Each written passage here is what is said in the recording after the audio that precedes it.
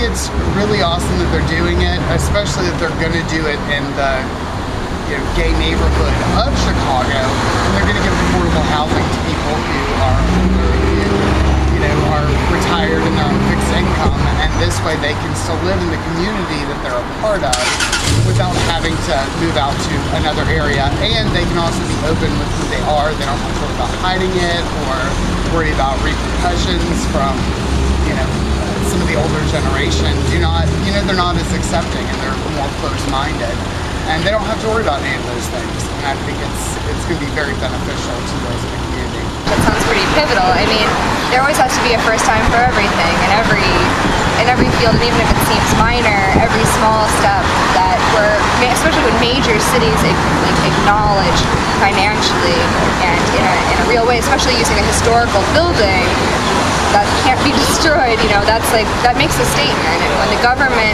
puts money into something like that, it makes a statement. It's super important. So if Chicago can be a part of that, especially this neighborhood, which I think the people in Lakeview especially, and in the Boystown Strip and in Andersonville as well, really take an interest in the community. And I'm not surprised to hear that Senator Halstead's involved, because they seem to be the center of everything good that happens in this community.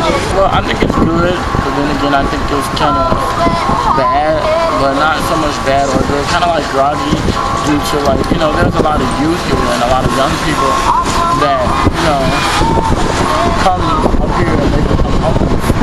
No one takes into consideration. I mean, this place has a youth space. Basically, all they offer the younger people, they don't offer anything else. Well, I mean, I would have a lot of questions about, first of all, how they're going to convert it, how much money they're putting into it. Taking money away from the schools in order to put the $5 million into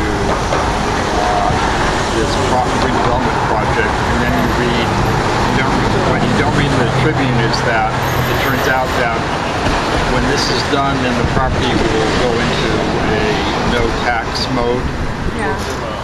So $55 million away from the schools, and then when the property is developed, etc., then no property taxes are owed for X numbers of decades. People I know who's on a fixed income, and the housing he lives in right now is not in a very good neighborhood, and it's not very gay friendly. I never really thought of the fact that there's still racism and homophobia, especially in older people, because I always think older people as being nice and sweet and everything, and that's not necessarily the case. And he's run into some things that just made him very uncomfortable, and he's very excited about the housing because he's gonna, it gives him a chance to live in an environment where he can be comfortable in his golden years and be with other people who are like him and open.